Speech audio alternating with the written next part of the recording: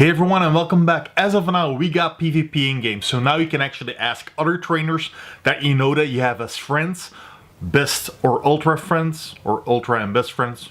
Anyway, those two, you can ask from a distance, and if you meet someone and just scan a QR code, you can actually train or battle against them and check out who's got the best Pokemon on that level. You got three battle systems. You got Great, Ultra, and Master, which is great because then you can actually have some use on those lower type CP Pokemon that you do have that you want to keep in the game, but mostly you don't really use them in raid battles or gym battles because they're a little bit too low. But now you can actually train them as high as possible to 1500 or 2500 and still be able to do something with them. So that's awesome. You have 3 badges for every single league as well. New badges in the game. If you do 5, you get bronze and so forth before you can actually have them as gold. Having said that, there is one flaw in this entire thing. The Ace Trainer badge is back. And some people already have it on gold, have over 3,000 and more trainer battles done in the old system that was live until June 2017.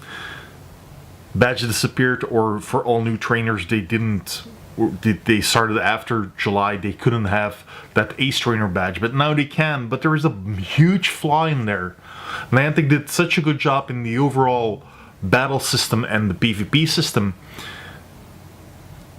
and this is just flawed. You can easily train against your trainers Blanche, Candela, and Spark.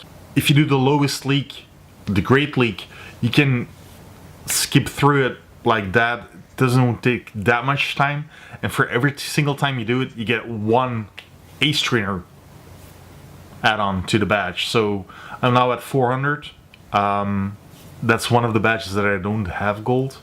Got a couple of others as well, but it only would take me 600 battles, and I can do that today if I wanted to. So that's a little bit a shame actually, because it used to be quite hard to get that high and up.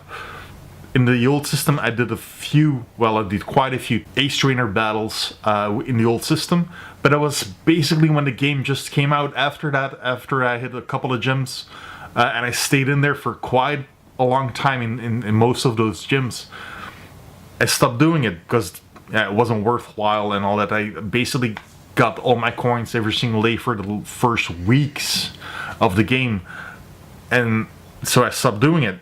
And now it just seems like it's way too easy to actually get that to gold, which is a shame.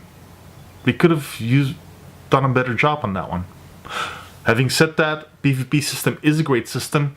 There's one more thing that they added to it as well, that you can have 2 charge moves.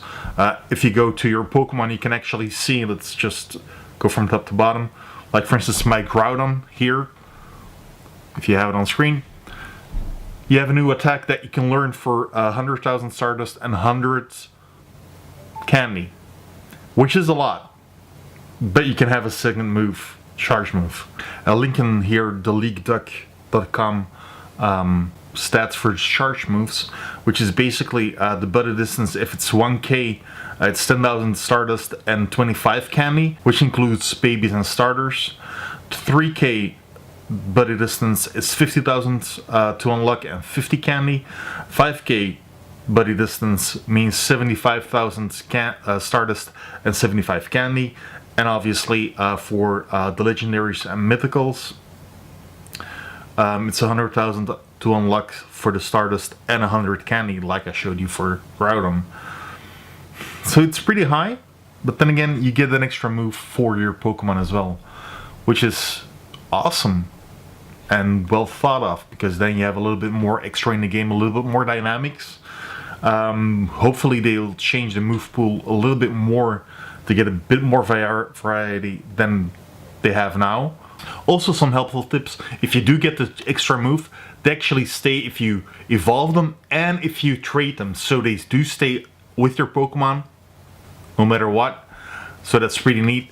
And if you do a baby form, it will cost you most of the time less than actual if you do the evolve forms of those Pokemon. So maybe it's something to keep into account as well. So if you do get those extra moves in, be sure to actually do that.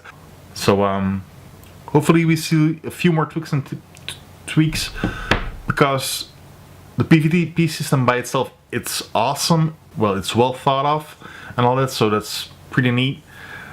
Few hiccups and bumps as expected. It doesn't work fluently yet, but just minor stuff for the moment, at least for me. The other thing that I would like to see added, you get Stardust when you do the battles, but maybe some extra candy when you actually do those. In Let's Go, Pokemon Let's Go, you actually have that as well. So maybe that would be an nice added feature. If you defeat a Pokemon, you get a little bit of candy in there, so you can actually evolve or power up those Pokemon even faster. So looking forward to doing a lot of PvP battles. Hope you do too. And well, have a good one.